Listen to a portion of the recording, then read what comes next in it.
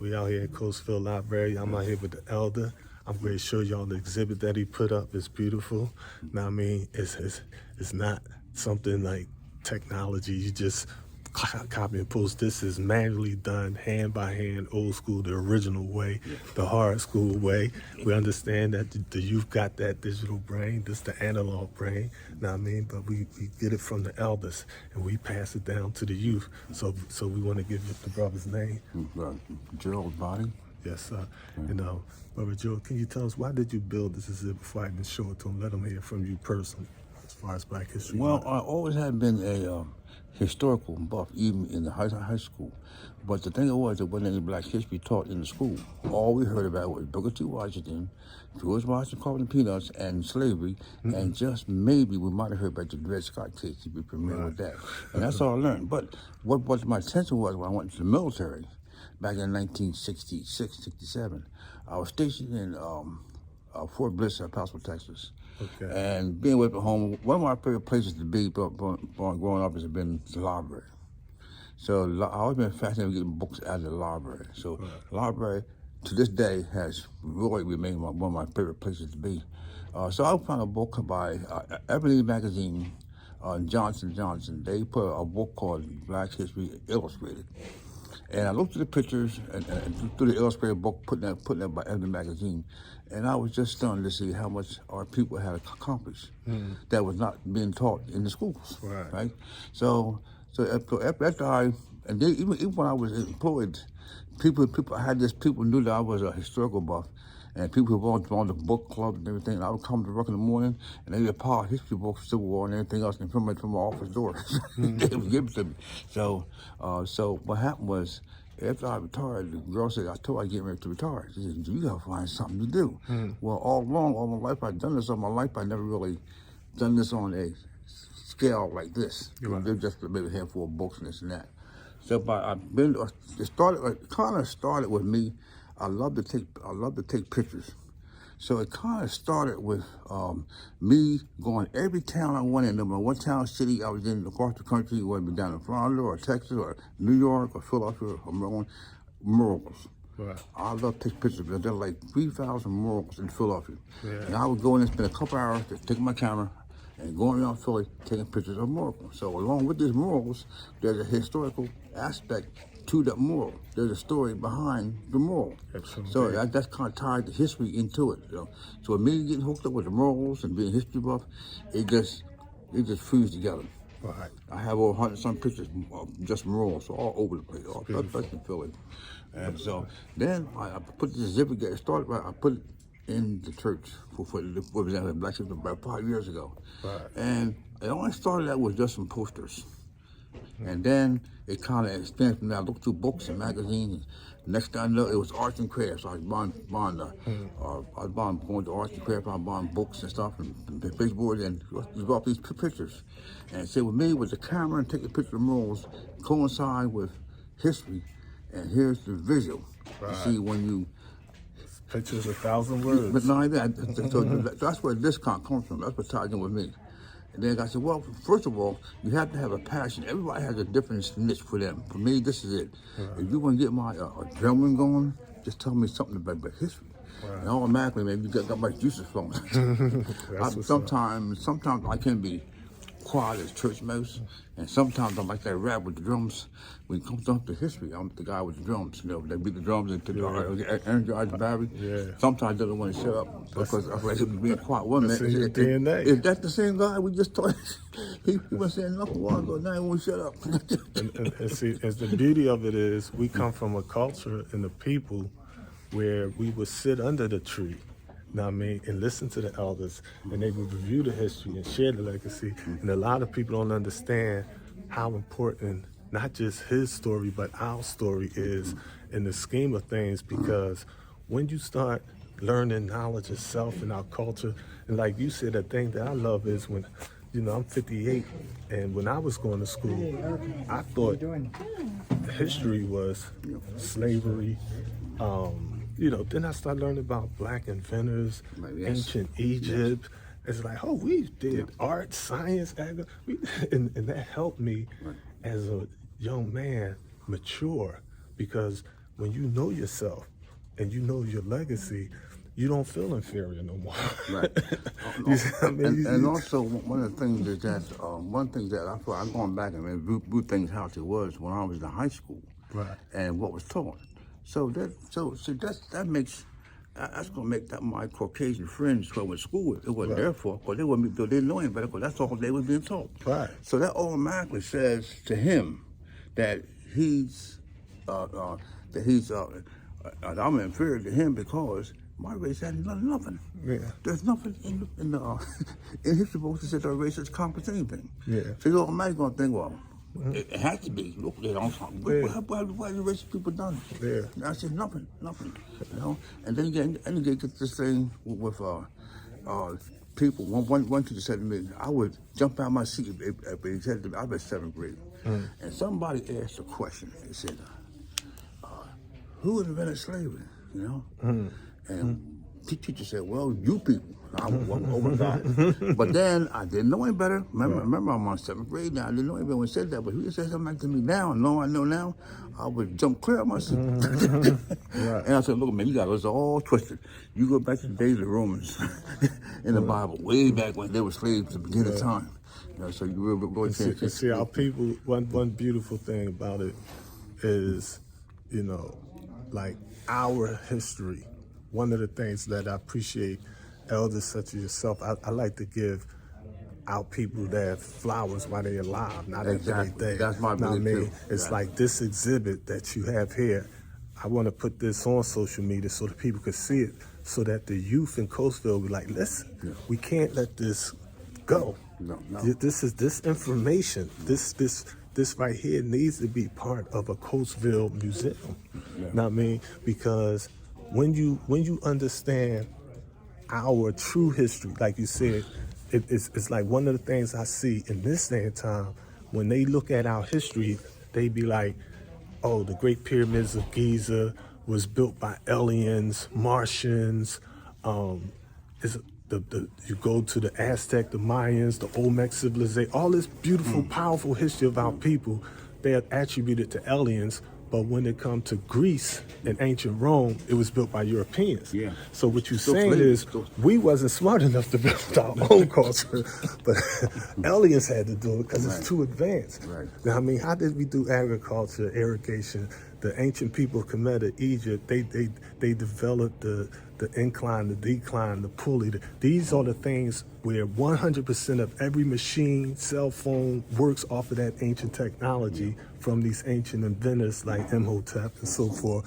So when I see this in here in Coastville, it makes my heart skip a beat. Like, okay, I mean, we have someone here such as the beloved elder that kept the legacy. You know how long it had to take you to compile this? How much? I can't even imagine the work hours and the diligence and the research.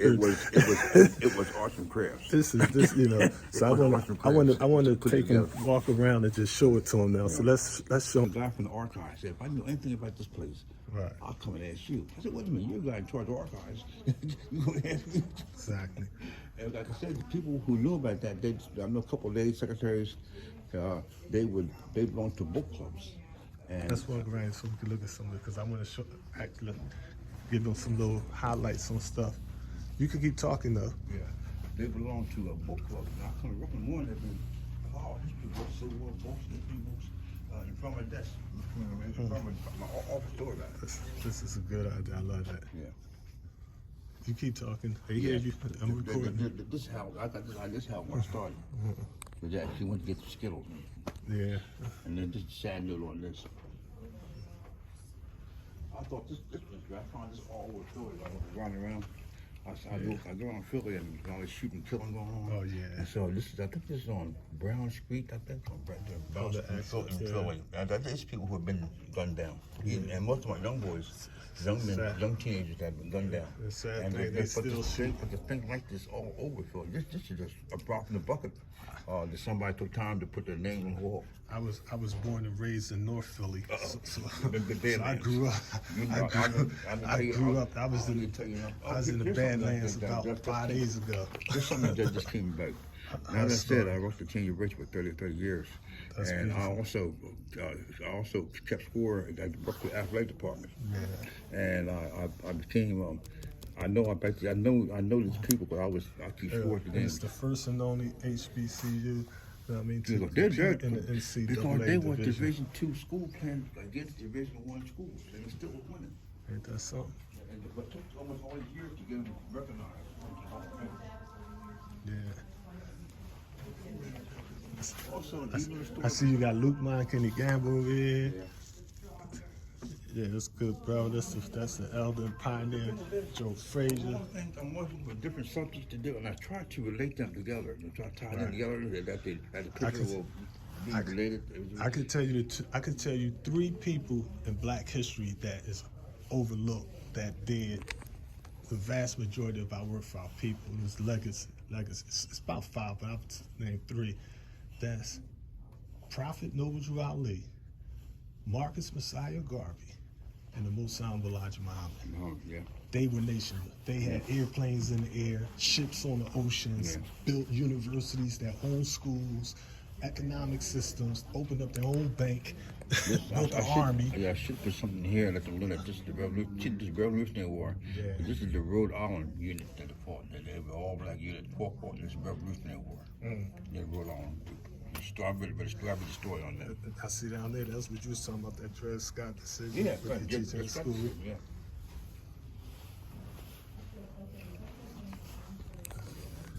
This is mine. This is the church I belong to. This was 15 some years ago. Is that in Coastville still? No, this is in Kent Square. Okay, I'll Kenneth Square. Kent Square. Where the church at? Salvation Army. We definitely gonna have to share some more of this information. Oh, you got the Lembas, you got Malcolm X. Oh, another one is the Black Panther Party. Yeah. See the young boys, they like the defiance and the militancy. Father of Law, Clarence 13X Smith. Yeah. You know what I mean? Yeah. It's just certain people. Oh, there you go. You got the message. That's Supreme Captain Raymond Sharif in back of it. I did not know who that was. Yeah, that's the Supreme Captain. You know what I mean? Taught them. He was a war veteran also. You know what I mean? And he taught the youth discipline, drill, and militancy. Oh, you got the. I remember this. My wife had got that. That's just right there. Oh, this was back in the day. He woke me up a lot. Oh, yeah. Tony Brown's Journey back in the day. That was a classic. His shows. People forget about him. The Philadelphia Tribune. I grew up in Norfolk, so that was my mom's Jet magazine. The Eye Candy, the Black Stories, saying black. That's how social media is starting to wake people. That's the modern day version. Right. But we sold a lot of it, you know. Yeah, John Lewis had died. Dude here, man. This guy right here, man. That's Marcus Garvey but right you know there. What? I'm working on a poster, and the poster is going to be "Here I Stand." It's going to say "Here I Stand." Well, it's going to be about at least 4, maybe. I know it's going to be more, but I'm concentrating on at least 4 of them now. It's going to be on a something like this. Okay. It's going to be about maybe 4 pictures, and the people going to be in the picture who are people who protested against the system. And when they did, and when they did, they got blackballed. And Right. For example, what's the name of Muhammad Ali? Muhammad Ali refused to go to the Vietnam War, right? Because he was a constant veteran, he was a minister. Yeah. They, in turn, because he wouldn't join the military service and fight the Vietnamese, they took his boxing license away from him. Right. Okay, and there's a iconic picture of all the people of black comic of that time. There was Jim Brown. I gotta hold that picture because it's very good. Jim Brown's in that picture. Who was in? Bill Russell's in the picture. Oh yeah. Kareem Jabbar's in the picture. Oh yeah, I remember Bobby that picture. Mitchell, he's in the picture. And a lot of black So that people unity. of the era. Right. What it is, they're saying that, hey man, we got your back. Right. That's what they're saying, right? So Frazier had his back. Right. So you have Muhammad. So in that picture also will be what's the other person? The poet. I can't forget his name. Colin Kaepernick. He protested against the system. He didn't say anything against the military, but they twisted it to try to make you stand against the American flag. That was not what it was about. It was about police brutality. Yeah, talking about the last poets was right. in there. So he, so that's what happened with Muhammad Ali and Colin Kaepernick. Yeah. The actor, he also was with Black Boy. Of course, he's been made a stance, took his passport away from him. If I can find his picture, he lived in Philly towards the end of his life. I'm trying to think of his name. I should know it. But he's gonna be working on now. Yeah. It's not here. I like this thing. Thank you. Got one of your cards. I could put your card on the video in case somebody want to call you or email you or text. Yeah, that's a good idea. I'm not one to turn down free advertising. It's that, and that's how you network. Social media. Yeah. You know what I mean? Well, I'm gonna see my problem is. God, that's nice in the pits. How y'all doing? See, my problem See her is. natural hair? Could we put your natural hair on there? It's beautiful. Afro-American exhibits, Black History Display and Women's History Month. Every day is Black History. Gerald Bodie. That's 302-268-0329, or you could call 484-680-6642. Do you have a website? No. So All right, that's what I'm doing. Listen, don't worry about it. I'm old school. That's why I'll build your website for free, and I can put your exhibits on that website, make it worldwide. Yeah. You know what I mean? Yeah. That's how the young boys helped me. I didn't know the technology, but now I know it. Gotta share it. Yeah. You know what I mean? I love this stuff. My wife outside in the car, so I'm gonna have to run, but I couldn't. I had to stop.